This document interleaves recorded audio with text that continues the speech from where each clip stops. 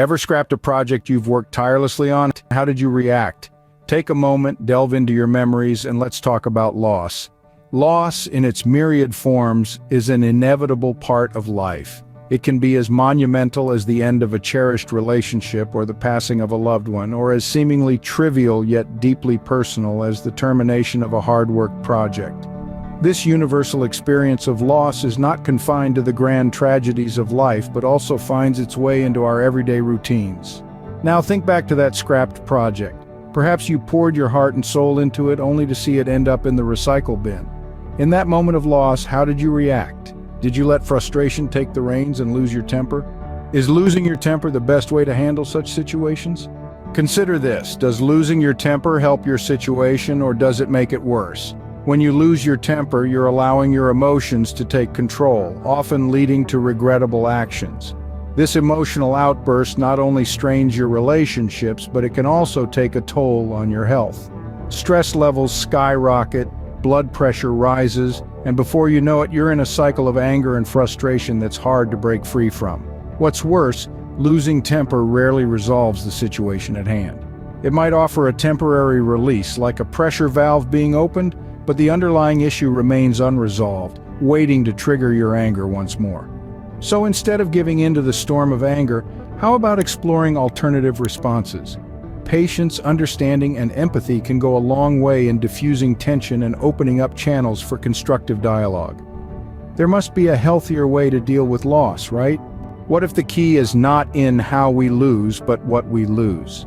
As we delve deeper into dealing with loss, let's take a moment to understand attachment. It's that emotional bond we form with people, objects, experiences, or situations. It's the invisible thread that tugs at our hearts when we part ways with a loved one or when we step out of a cherished home for the last time.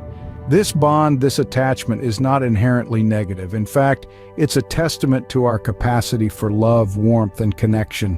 But it's crucial to recognize its role when we face loss. The intensity of our reactions to loss often mirrors the depth of our attachments.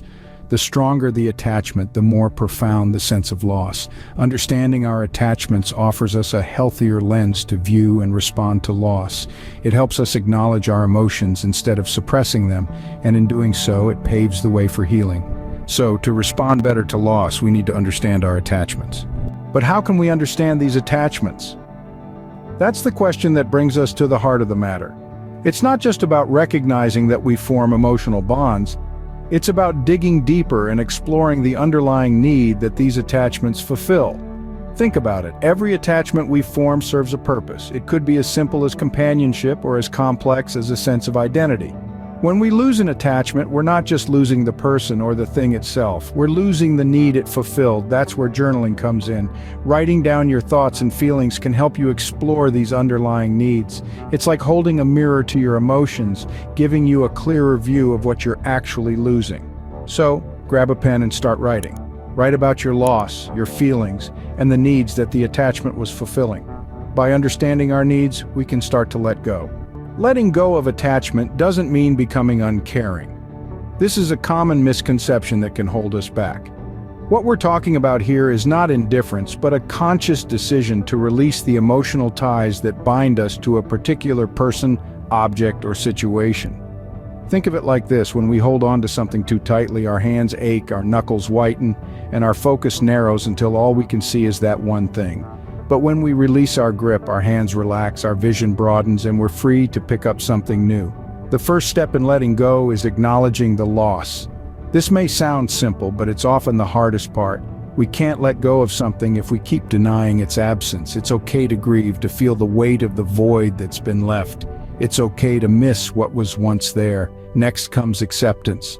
This doesn't mean that we're okay with the loss, but rather that we recognize it as a part of our reality. We don't have to like it, but we do have to live with it.